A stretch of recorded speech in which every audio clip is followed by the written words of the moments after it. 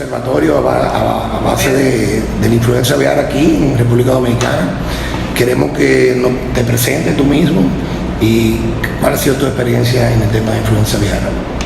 Mucho gusto, mi nombre es Edgar Bailey, médico veterinario, epidemiólogo, con una maestría en epidemiología, medicina preventiva, otra maestría en gerencia de administración en mi país, Guatemala, y ahora pues estoy aquí para dar mi mejor esfuerzo y ayudarles en el control de la influenza de la patogenicidad. ¿Y qué es la influenza aviar, Edgar? Bueno, la influenza aviar, según la Organización Mundial de Sanidad Animal, OIE, se define como la infección de un virus de influenza de tipo A, H5 o H7, el aumento de la mortalidad de un 75% de la parvada y un índice de patogenicidad intravenoso de 1.2. Eso es lo que se define en la OIE como infección por influenza aviar. Ahora bien, cada país adopta su propia definición de caso de influenza. Se toma el modelo internacional y se lleva a la situación del país. Y República Dominicana a este momento ha definido la influenza aviar como una sospecha, toda la disminución de los parámetros productivos de las aves, un aumento de la mortalidad como un caso probable. Se pasa ya en los análisis de laboratorio con una inmunización positiva, incluso una prueba positiva de tipificación de H5, y un caso confirmado ya es cuando se pasa al aislamiento viral. Estas son las tres definiciones que ha adoptado República Dominicana para esto. Ok, ¿y cuáles son los síntomas de una influenza aviar? Bueno, la influenza aviar existe siempre de alta y de baja patogenicidad. De alta patogenicidad es una enfermedad multisistémica que se puede presentar en todo el organismo. La de baja patogenicidad se limita solamente al sistema respiratorio. De influenza aviar de alta se reproduce en todas las células eucariotas del organismo, mientras que las otras en células respiratorias.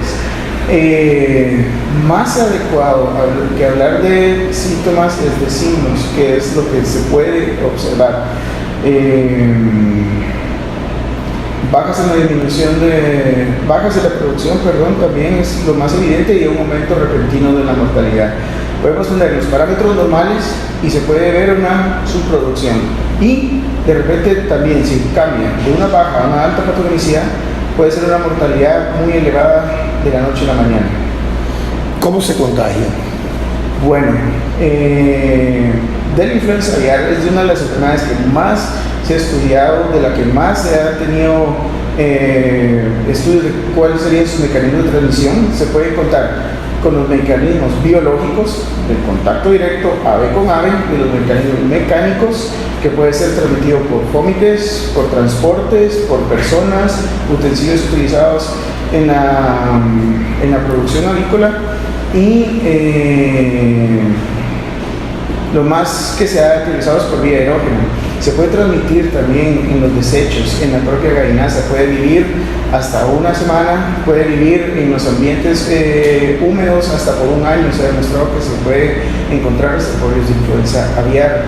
El virus de influenza también se puede replicar en otros organismos que no solamente son las aves. Se puede replicar en los cerdos, se puede replicar en los seres humanos y en la mayoría de mamíferos, así también como aves silvestres, aves ornamentales y, lo que nos compete acá, las aves de corral. Ok, ¿y qué me podría hablar tú? ¿Cómo podemos prevenir, o cómo nos podemos prevenir en República Dominicana de la influenza aviar? Bueno, la mejor opción siempre será una bioseguridad, el control de la bioseguridad, evitar que cualquier microorganismo me ingrese a mi explotación, sea una planificada, una familiar. Siempre tengo que tener las mejores medidas para evitar que algo entre. Para el control hay diversas estrategias. También en otros países se ha incluido mecanismos de vacunación sumados a una bioseguridad. La identificación de casos, un diagnóstico oportuno. Muchas veces se empiezan a combatir enfermedades creyendo que es determinada enfermedad y no es. Entonces, tener el diagnóstico oportuno, adecuado, nos va a decir: tenemos una infección de este tipo y así la podemos controlar. Otras medidas de control también es el sacrificio, el despoblado de animales que han salido positivos al laboratorio, o incluso mandarlos al sacrificio y su posterior descarte, ya sea a través de un compost o el enterramiento. Ok, sabemos de tu visita de hace 1 año y medio a la República Dominicana, y con esta visita, ¿nos podría hablar de cómo está la influenza aviar en República Dominicana hoy de baja patogenicidad? ¿Qué ha visto? ¿No puede hacer la historia sobre ella? Bueno, el virus de la influenza aviar que se detectó en República Dominicana fue a partir del mes de octubre de 2017 con los primeros casos. Una infección de baja patogenicidad que no afectaba grandemente los parámetros productivos, y más sin embargo los servicios veterinarios en conjunto con el sector privado tomaron la decisión de realizar el despoblado para prevenir la diseminación de la infección. A ese momento esa era la estrategia de control determinada, que fue desde mi punto de vista una estrategia oportuna para evitar que el riesgo aumentara y fuera a llegar a lugares que se encontraban libres de la enfermedad. Se implementó el diagnóstico. Esto es una de las fortalezas que tiene la República Dominicana, que ha logrado llevar el nivel de diagnóstico hasta una tipificación del virus. Se tienen los contactos para poder hacer una secuenciación y, en mi punto de vista, esos son los pasos que se deben seguir para el control de una enfermedad. Ahora bien, falta que todos los productores, porque es un compromiso de todos, de la parte oficial, de la parte privada y del mismo productor, con respecto a implementar las medidas de bioseguridad. Lamentablemente, casos volvieron a aparecer a finales del año pasado, y es el momento de replantear la definición de caso, replantear las estrategias y analizar las diferentes vías que se pueden tomar para hacer el mejor control y erradicación de la enfermedad en República Dominicana. De los diagnósticos en República Dominicana que tú has observado, ¿cuál es el tipo o el subtipo de influenza aviar que tenemos en República Dominicana? Bueno, se ha demostrado que es la misma cepa de Hidalgo que había afectado anteriormente. Otro dato muy importante que vale la pena mencionar es que el índice de patogenicidad que se ha detectado en laboratorios internacionales es del 0%. Entonces no hay ningún riesgo que sea tan patógeno la enfermedad que está afectando, el tipo de virus, la patogenicidad, la capacidad de causar daño. Y si tenemos a este momento una situación donde nos refleja que es un ser, no está en el momento de causar grandes mortalidades, a este momento, voy a hacer énfasis, de causar grandes mortalidades, de hacer grandes bajas en la producción y mucho menos dañar la agricultura nacional. ¿Cuáles serían tus recomendaciones hoy, con todo el panorama que tú has observado, que podíamos ofertarle al país? En primer lugar, siempre va a ser el aumento de la bioseguridad, implementar la bioseguridad, desde lo más simple hasta lo más complejo. En la medida que podamos ir sumando acciones de bioseguridad, ¿cómo voy a cuidar yo mis aves? ¿Cómo voy a tener yo limpias mis instalaciones? ¿Cómo voy a controlar que la gente, los vehículos que ingresen a mis instalaciones vayan desinfectados? Que no me vayan a llevar un problema a mi explotación. Eso es el primer paso y es el más importante y que va a ser los cimientos para un programa exitoso. En la medida que se fortalezca la bioseguridad, se va a fortalecer la agricultura, las aves estarán protegidas y cualquier otra acción podrá ser tomada en cuenta o descartada dependiendo del nivel de bioseguridad que tengamos. ¿Nos podría decir un poquito de lo que estás haciendo en Centroamérica, que sabemos que tiene más de 14, 15 años con los problemas de influenza, y hoy están haciendo unos nuevos programas para ella? Ok, en Centroamérica, Guatemala detectó el virus de influenza aviar mediante la vigilancia pasiva. En ese momento se tomó, en el año 2000, en ese momento se tomó la decisión de aplicar la vacuna, y hoy en día se están haciendo programas para el retiro de la vacuna. Ya se ha demostrado de que a largo plazo una vacunación y sostenerla en el tiempo genera mucho más gasto que un control sanitario mediante el rifle. El Salvador en 2001 también detectó la infección. Estos extraídos de la OIE, y a ese mismo momento también comenzaron las estrategias de vacunación y aún no se ha erradicado la enfermedad. La vacuna por sí sola no puede contener la enfermedad, siempre tiene que ser sumado a la bioseguridad.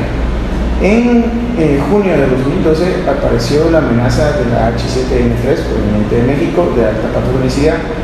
En ese momento también se dio la vacunación contra esta cepa en Guatemala y El Salvador.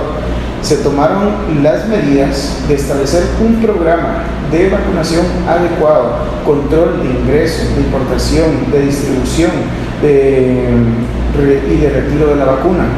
Siempre ahora, con este programa de las lecciones aprendidas del H5N2 que no se pudieron retirar del país, porque ahora es muy difícil determinar si son anticuerpos vacunales o anticuerpos de virus de campo, con estas lecciones aprendidas se estableció un nuevo programa y esa vacuna ya está siendo retirada.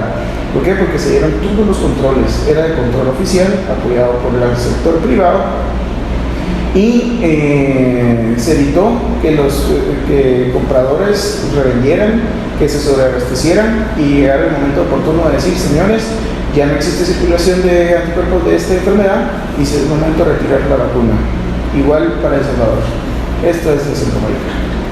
Si República Dominicana decide vacunar, ¿cuáles serían sus recomendaciones para poder tener un buen control sobre esa vacuna? Ok. Al primer paso, me gustaría que siempre se hablara vacunación y bioseguridad. Eso tiene que ser para que sea totalmente exitoso. Al tener un programa de vacunación junto con bioseguridad, tiene que haber un registro de las explotaciones avícolas, de todas las granjas, que estén registradas con una georreferenciación y un catastro avícola. ¿Cuántas aves tienen en el plantel? Y también tener una guía de cómo aplicar la vacuna, en qué momento, de qué manera, y para que no vayan a después tener complicaciones en la producción, bajos en la producción, o incluso que las mismas aves se enfermen después de haberse inoculado con la vacuna. Teniendo los registros de las unidades de producción, después se debería hacer una solicitud para ver el estatus de esas aves. Si las aves están enfermas, no es recomendable vacunar. ¿Por qué?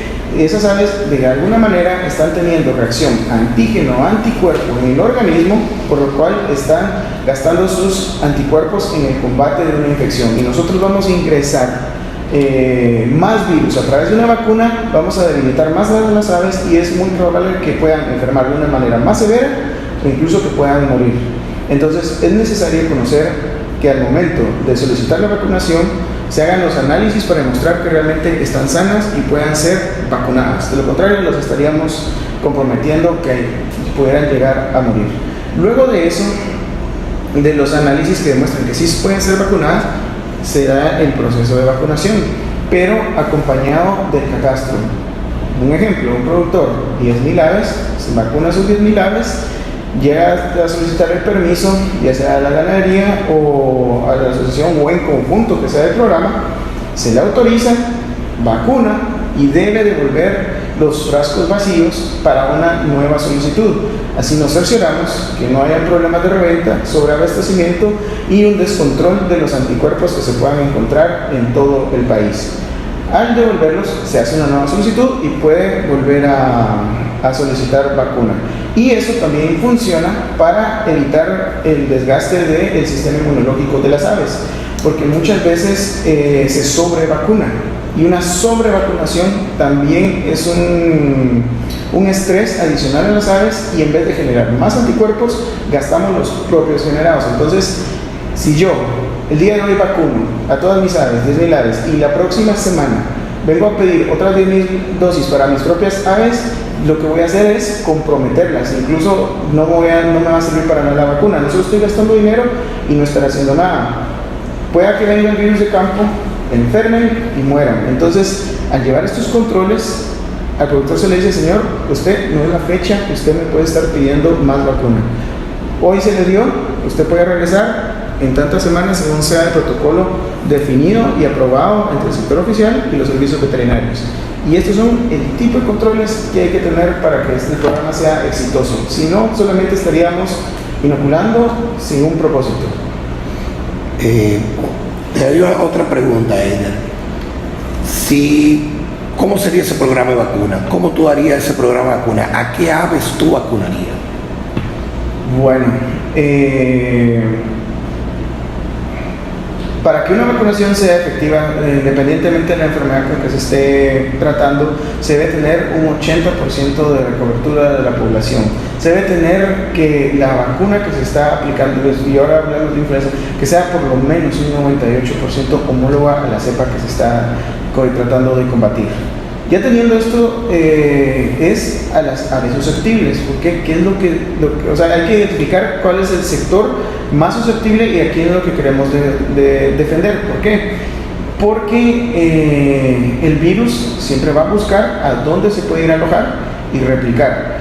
Entonces, en la medida que se puedan identificar cuáles son los nichos susceptibles más importantes para la vacuna, ya sean reproductoras, ya sean abuelas, ya sea engorde, ya sea ponedora, hay que llegar a ese punto de análisis. O sea, esto lleva mucho análisis. ¿Cuál sería la mejor función zootécnica a dónde aplicar el biológico? Unidades que cumplan con las medidas de bioseguridad adecuadas, como abuelas o algunas reproductoras, no es tan recomendable someterles contra estrés. Animales de larga vida que no tienen como medidas de bioseguridad, sí se puede aplicar el biológico. Habiendo identificado los nichos susceptibles de donde el virus se puede replicar, es la mejor opción donde podemos poner la vacuna. Donde haya buena bioseguridad y no necesitemos meter un estrés, es sano no aplicar ese biológico.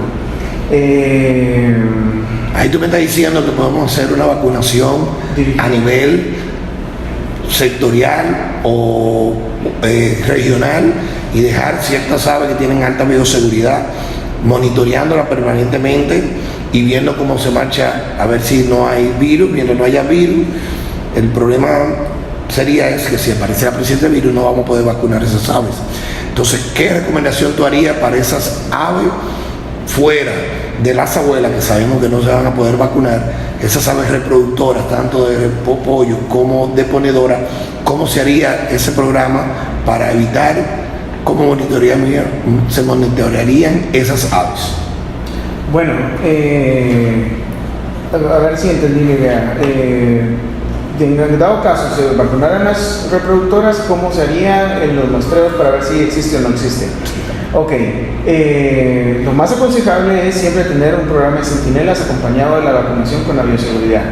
Estos animales se dejan por un apartado, no están vacunados, y estos son los que se van a muestrear. Al muestrear estos animales que no tienen la vacuna, si presentan alguna titulación de anticuerpos, quiere decir que hubo circulación viral. Las demás aves estarán protegidas.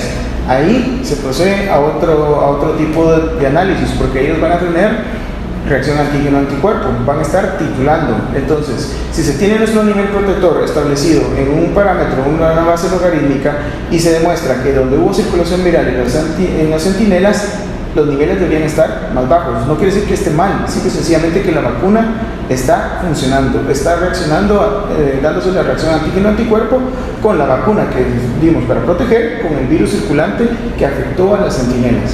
Estas centinelas que no fueron vacunadas, aparecieron positivas, se tienen que descartar. Se tiene que dar un proceso de desinfección, tiene que apartarse la gallina, se tiene que esperar a que se dé toda el término de producción, y si es recomendable dar el tratamiento a la gallinaza por medio de químicos o el compost. Aves que hayan sido vacunadas, se dejan centinelas, se muestrean y salen negativas, quiere decir que ahí no hay circulación viral. Estamos protegiendo. Vamos a hacer nuestros análisis de titulación, si está llegando a nuestros parámetros adecuados, y ese sería un programa exitoso de vacunación.